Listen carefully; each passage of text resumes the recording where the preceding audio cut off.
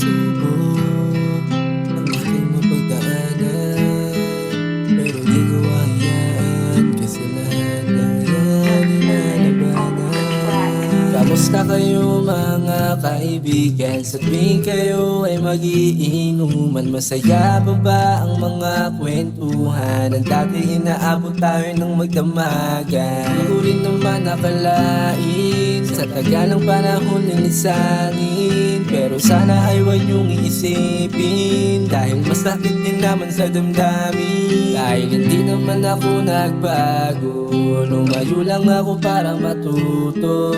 Sana palang araw ay makumpleto natin ang mga pinapangarap namin. Marami pang pagsubok ang aking mapagdaanan, pero di ko hahayaan kasi lahat ng yan ay lalabanan.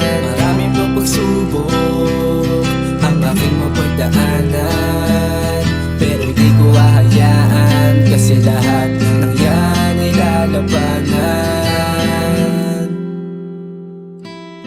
Masyadong magulo ang mundo, kaya bakit ko pa nanaisin makigulo? Mga balita na hindi naman pala totoo, di nagkakaintindihan kaya nagkakagulo. Kaya sa buhay natuto kung paano makisama, dahil hindi naman siguro masama kung mamili tayo ng makakasama.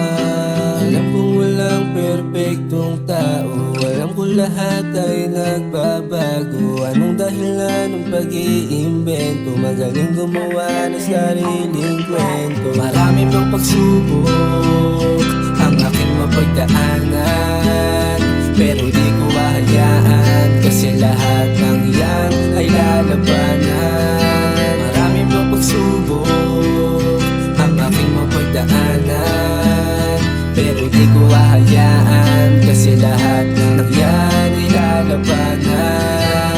Marami pang pagsubok ang aking mapagdaanan, pero di ko hahayaan kasi lahat ng yan ay lalabanan. Marami pang pagsubok ang aking mapagdaanan, pero di ko hahayaan kasi lahat ng yan ay lalabanan.